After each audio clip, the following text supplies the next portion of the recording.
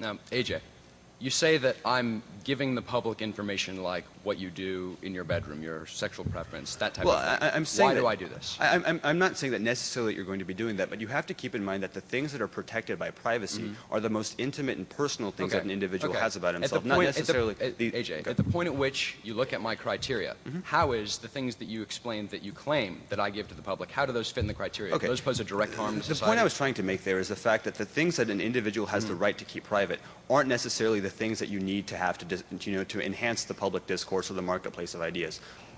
For example, a government official doesn't have the right to keep private the affairs of the government. Now, That's not his right. At the point at which a government official doesn't have the right to keep something private, hasn't the resolution been affirmed? No, because he doesn't have that right to begin with. Why? Because he voluntarily gives that up whenever he enters office. Didn't you just claim that privacy is an inherent natural right? Yeah, but I think you can voluntarily give it up and decide not to exercise it. Okay, so if it's a natural right, then how can you voluntarily give it up?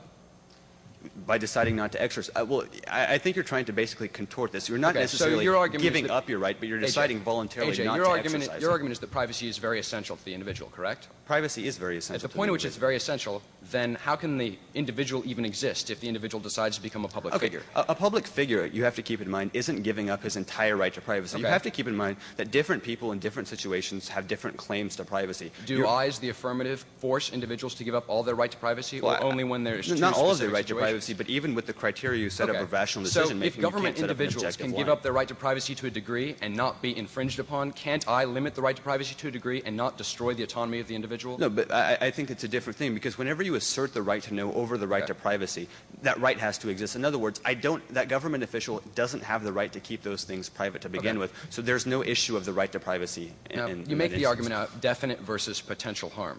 Can you explain this? Okay, what I'm basically saying is that whenever you violate an individual's privacy for the sake of preserving public safety, there's a definite loss of individual liberty. That person is going to lose privacy and likely going to be stigmatized and discriminated against. But in return for that definite loss of liberty, we only have the possibility of some collective good, because knowledge doesn't always reliably predict future behavior. So, at the point at which an individual the society rather, has been told something about an individual, is that individual always negatively stigmatized to the extreme you're discussing? I think often they are. I can't give you the blanket statement. You're claiming that when you're claiming that that's a definite harm and that I'm merely upholding a potential for harm, correct? Okay.